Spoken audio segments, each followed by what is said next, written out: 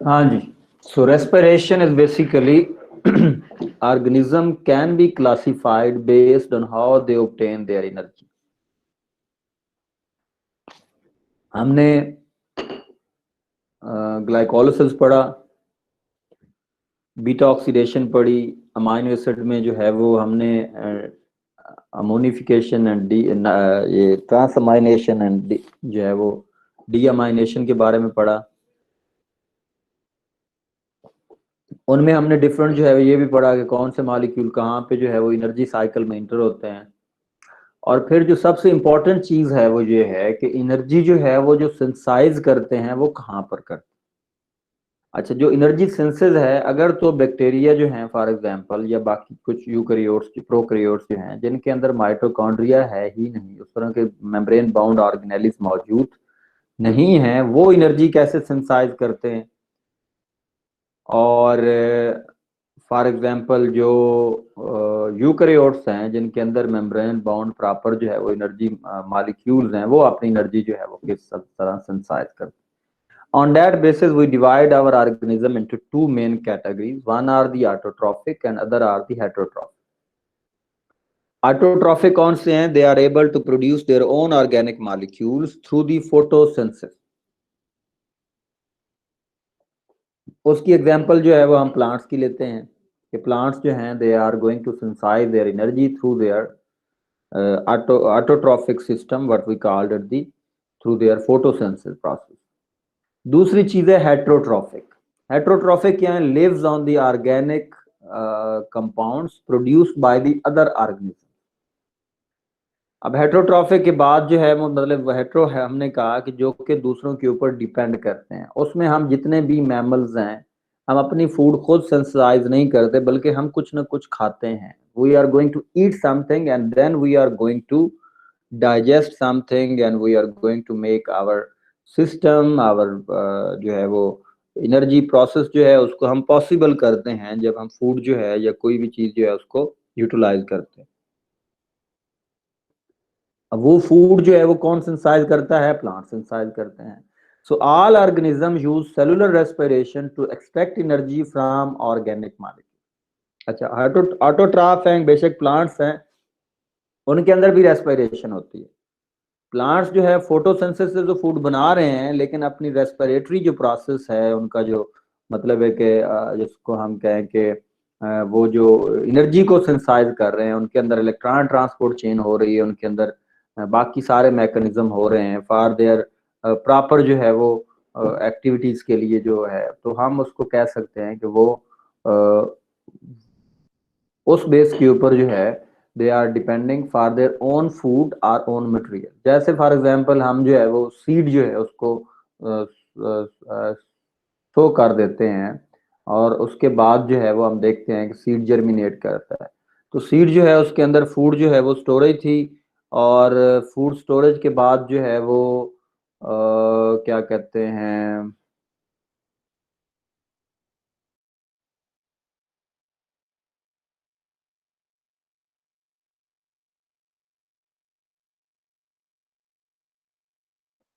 हाँ जी. तो उसके अलावा जो है वो प्लांट्स जो हैं तो they use their photo cellular respiration for the extraction of energy.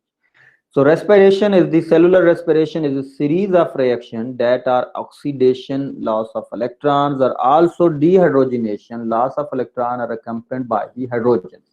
Therefore, what is actually lost is the hydrogen atom, one electron and one proton. तो cellular respiration की जब हम बात करते हैं तो this is not as simple as it is series of reactions.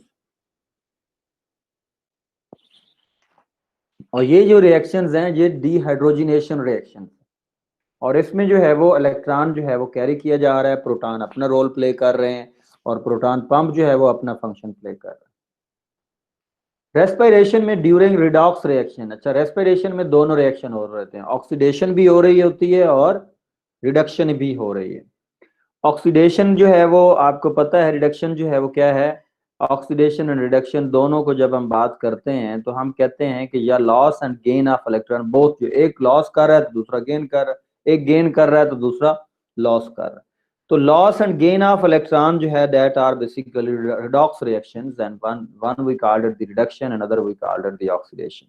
यहाँ पे जो कैरियर के तौर पे मॉलिक्यूल एक्ट कर रहे हैं वो है NAD+, which is an electron carrier, and NAD accept the 2 electron and 1 proton to become NADH, and this is the reversible reaction, is reversible for these reactions. We can say NAD जो है वो accept करता है 2 electron 1 proton, जिसकी वजह से वो NADH हो जाता है। तो ये मैं पहले भी आपको पढ़ाया था कि NAD+ जो है वो पहले न्यूट्रलाइज होने के लिए उसको 1 इलेक्ट्रॉन चाहिए, और फिर जब H आता है तो वो 1 प्रोटॉन और 1 इलेक्ट्रॉन के साथ कंप्लीट आता है। तो जो न्यूट्रलाइज होने के लिए इलेक्ट्रॉन चाहिए था उसकी वजह से हम कहते हैं कि they accept the 2 electron NADH. The reaction is reversible. For example, here if you look in this diagram, so in this diagram you have first one is the enzyme that use the NAD+ as a cofactor for oxidation reaction, bind NAD+ and then the substrates. And this is basically, for example, enzyme उसके साथ जो है energy rich molecules आके bind करेगा, इधर से NAD+ bind करेगा, दोनों जो है वो तरफ से ये होगा कि 2 इलेक्ट्रॉन जो है वो शफल हो जाएंगे NAD की तरफ, और वो NADH की फॉर्म में रिलीज हो जाएगा, एक एक्स्ट्रा प्रोटॉन यहाँ पे रिलीज हो जाएगा। So enzyme that use NAD as a cofactor for oxidation reduction bind NAD+ and then the substrate. In oxidation reduction reactions, 2 electrons and a protons are transferred to NAD+, forming NADH. A second proton is donated to the solution, and NADH diffuses away and then can then donate electron to the other molecules. So what we can say, you have the reduction and oxidation process, NAD is using as a cofactor, और ये हमने पूरी list of cofactor पढ़ी थी, और आपको पता होना चाहिए कि NAD जो है निकोटिनामाइड एडेनिन डाइन्यूक्लियोटाइड्स, इसका जो कोएंजाइम है, इसका जो विटामिन है, जो इसका जो कोएंजाइम है वो क्या है, वो नियासिन है, निकोटिनिक एसिड।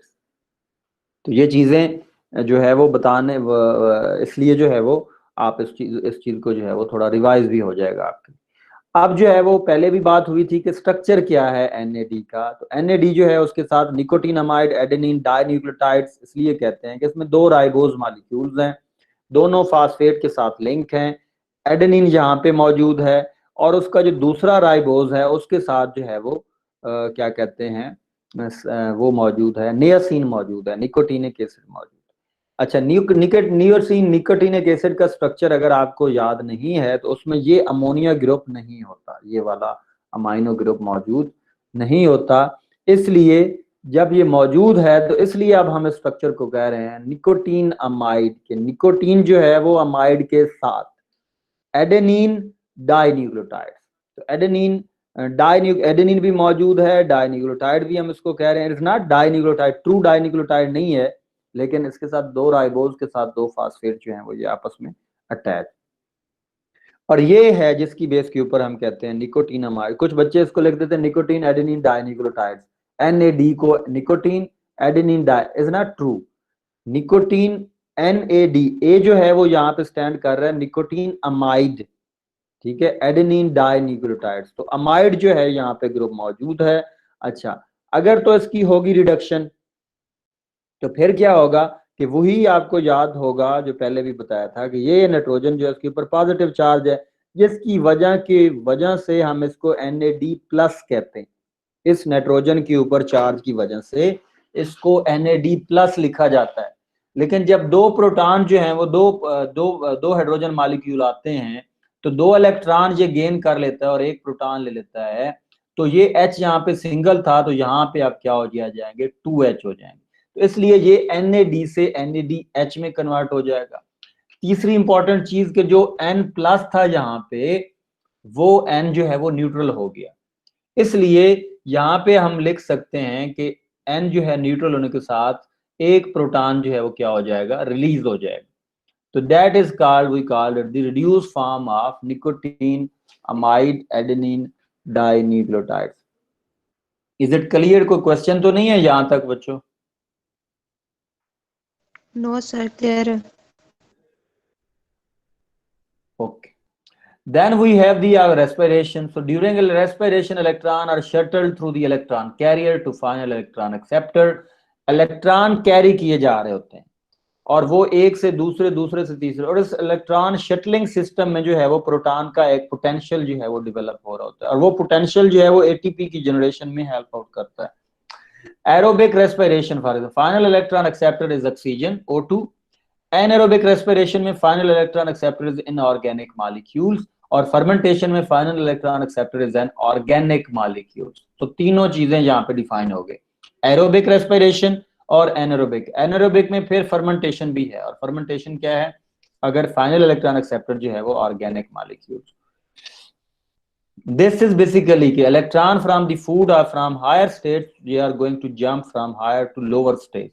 सो हायर एनर्जी लेवल से लो एनर्जी लेवल की तरफ जो है वो मूव कर रहे हैं, जिसकी बेस के ऊपर हम कह रहे हैं कि electron are moving from higher state to lower state, and through this state they are producing the energy which is going to be released in the form of ATP synthesis।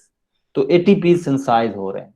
तो एक चीज हायर लेवल पे थी, जब वो down हुई तो वो जो एनर्जी रिलीज हुई वो सारी की सारी जो है वो एनर्जी यूटिलाइज हो गई, ATP की फॉर्म में जो है वो सिंथेसाइज हो। अब ये ATP सिंथेसिस क्या होगी? अब अगर हम एरोबिक रेस्पिरेशन की बात करते हैं तो एक ग्लूकोज का मॉलिक्यूल ऑक्सीजन के साथ रिएक्ट करता है और CO2 बनता है और H2O बनता है। 6 ऑक्सीजन के मॉलिक्यूल यहाँ पे ऐड हो रहे हैं, कार्बन डाइऑक्साइड रिलीज हो रही है, H2O जो है वो प्रोड्यूस हो रहा है। एनर्जी जो है वो 1 glucose molecule is going to produce 686 kilo calories पर मोल जो है वो एनर्जी जो है वो, and delta G can be even great higher than this in a cell. This large amount of energy must be released in small step rather than all at once. And the goal of respiration is to produce ATP. Energy is released from the oxidation reduction in the form of electrons. Electrons are shuttled by electron carriers and to electron transport chains. And electron energy is converted to ATP at the electron transport chains. So, जो respiration का goal है वो क्या है कि energy produce हो in the form of ATP, और energy जो ऑक्सीडेशन रिडक्शन रिएक्शंस में जो है वो in the form of electrons जो है वो शटल्ड हो रही है इलेक्ट्रॉन कैरियर के थ्रू, और इलेक्ट्रॉन ट्रांसपोर्ट चेन जो है उसके थ्रू जो है वो ATP will be produce through the electron transport chain. Oxidation of glucose हमने पढ़ा, 2 स्टेप रिएक्शन है, one is the substrate level phosphorylation, other is the oxidative phosphorylation.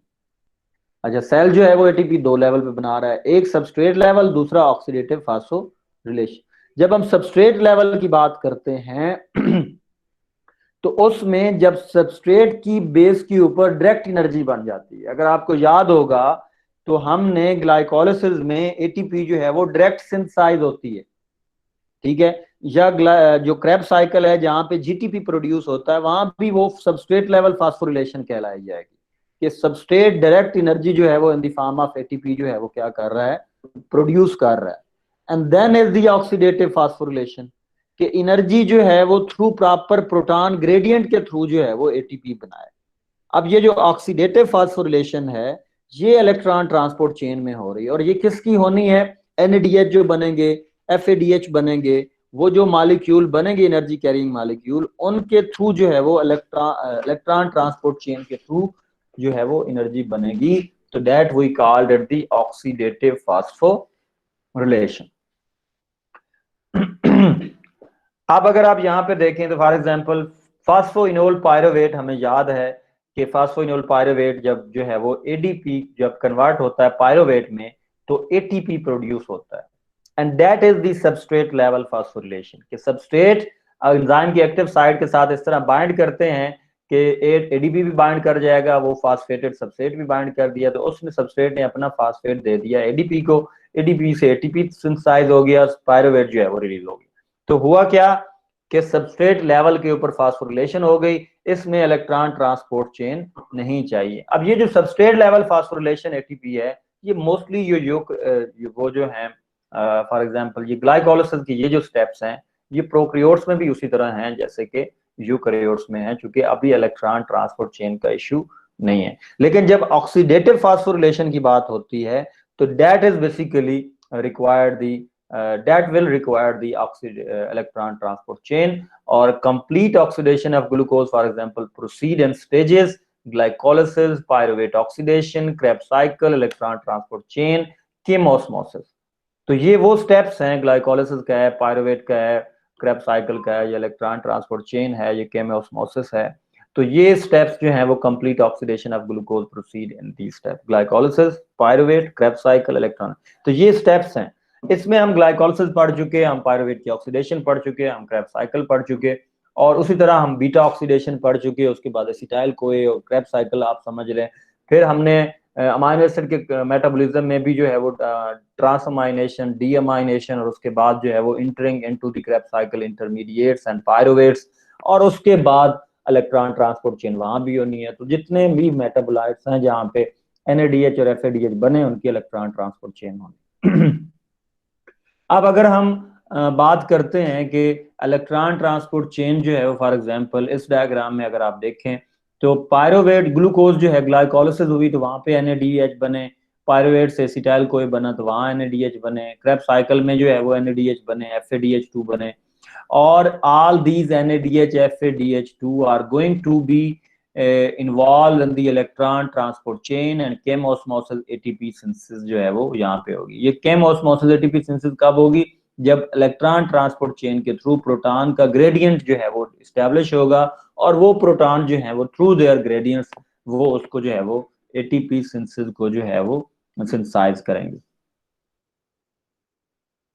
Glycolysis, what we know is they convert the glucose into pyruvate, and its 10-step biochemical pathway occur in the cytoplasm. 2 molecules of pyruvate are formed. Net production of 2 ATP molecules by substrate level phosphorylation, and 2 NADH are produced by the reduction of NAD+.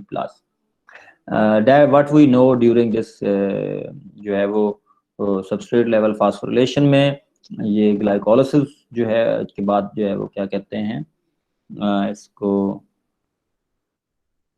Link reaction.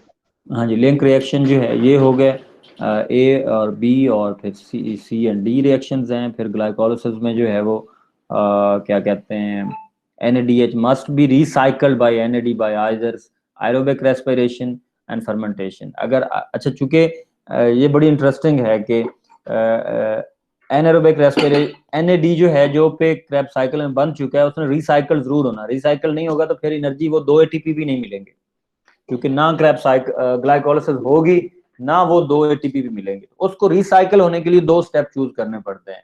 अगर वो aerobic में जाएगा तो electron transport chain के through ATP बनाएगा, लेकिन अगर fermentation में जाएगा तो फिर वो NADH यूटिलाइज हो जाएगा। तो फर्मेंटेशन में NADH जो है वो यूटिलाइज हो जाता है, और वो फिर जो है वो NAD दोबारा जो है वो रिकवर हो जाता है। तो fate of pyruvate depend on the oxygen availability. When oxygen is present, pyruvate is oxidized to acetyl. और pyruvate के बाद ये जो रिएक्शन है कि pyruvate acetyl CoA में कन्वर्ट होता है, ये भी माइटोकॉन्ड्रिया में हो रहा है। इसका मतलब है कि पायरुवेट के ऑनवर्ड जो भी रिएक्शंस हो रहे हैं वो एनर्जी जो सिंथेसाइज होगी वो उनमें होगी जिनमें ऑक्सीजन अवेलेबल होगी। अगर ऑक्सीजन नहीं है तो वो भी आगे प्रोसीड नहीं करेंगे। मतलब सिर्फ क्रेब्स साइकिल नहीं है जो ऑक्सीजन की वजह से है, पायरुवेट का एसिटाइल कोए में कन्वर्ट होना भी जो है वो इस ऑक्सीजन की वजह ये है। For example without oxygen you have the lactate production, और वो जो NADH वहां पे बना था वो यहाँ पे यूटिलाइज हो जाएगा। इसी तरह एथेनॉल की प्रोडक्शन में NADH जहाँ पे जो उधर बना था वो इधर यूटिलाइज हो जाएगा। तो नेट जो है वो 2 ATP ही आपको ग्लूकोज के मॉलिक्यूल से जो है वो 2 ATP नेट जो है वो मिलेंगे। ये पायरुवेट ऑक्सीडेशन हम इन डिटेल में पढ़ चुके हैं। पायरुवेट ऑक्सीडेशन में पायरुवेट डिहाइड्रोजनेज कॉम्प्लेक्स की बात कर चुके हैं, जिसको मल्टी एंजाइम कॉम्प्लेक्स कहा जाता है, जिसमें हमने विटामिन्स की बात की, कोएंजाइम की बात की, उस पूरे डिटेल में हमने पढ़ा। उसके बाद जो है पायरुवेट ऑक्सीडेशन में जो है वो प्रोडक्ट्स हमने पढ़ी जो कि carbon dioxide, NADH, acetyl CoA बने। और उसके बाद जो है वो ग्लाइकोलिसिस के बाद जो है वो क्या कहते हैं क्रेब्स साइकिल हमने पढ़ा, इन डिटेल पढ़ा। उसमें हमने ये भी जो है वो है कि हमने पढ़ा कि मैट्रिक्स ऑफ द माइटोकॉन्ड्रिया जो है वो बायोकेमिकल पाथवेज ऑफ 9 स्टेप हैं। एसिटाइल कोए अगर 2 कार्बन मॉलिक्यूल इंटर होते हैं तो स्ट्रेट बनता है, और इसमें जो नेट एनर्जी है वो 3 NADH, 1 FAD और 1 ATP जो है वो 1 ATP बेसिकली जो GTP जनरेट होता है। तो वो एनर्जी सिंथेसाइज होती है। और ये जब सारा प्रोसेस जो है वो जो सेगमेंट ए बी एंड सी है, फॉर एग्जांपल के इलेक्ट्रॉन जो है वो क्रेब्स साइकिल होने के बाद सेगमेंट ए उसकी फिक्सेशन है, फिर बी जो है उसमें जो है वो NADH प्रोड्यूस हो रहे हैं, ऑक्सीडेशन रिडक्शन जो प्रोड्यूस NADPH, लॉस ऑफ 2, यहाँ पे CO2 जो है डीकार्बोक्सिलेशन रिएक्शन हुए बेसिकली सेगमेंट बी में। और सी जो है उसमें जस्ट जो है वो 2 एडिशनल ऑक्सीडेशन जो है generate NADH and regenerate the original 4 carbon जो है वो ऑक्सैलो एसीटेट जो है वो सिंथेसाइज हो जाता है। तो यहाँ पे अगर आप देखें ये जो डॉट आपको सर्कल नजर आ रहा है, ये कार्बन नंबर को शो कर रहे हैं। तो 4 कार्बन यहाँ पे थे, 2 यहाँ पे थे, 6 कार्बन मॉलिक्यूल बना, फिर 6 के जो है वो 5 बना, 5 से फिर 4 बना, 4 जो है वो ऑनवर्ड फिर उनकी रीअरेंजमेंट्स हैं, तो उसके थ्रू जो है वो अल्टीमेटली आपको दोबारा जो है वो ऑक्सैलो एसीटेट रीजनरेट हो जाएगा। तो ये जो electron, these electrons carriers proceeds NADH जो बने और FADH, और उसके बाद फिर इलेक्ट्रॉन ट्रांसपोर्ट चेन जो है वो स्टार्ट हो जाती है, जो मैं इंशाल्लाह जो है वो आपको नेक्स्ट लेक्चर में जो है। ठीक है, कोई क्वेश्चन है?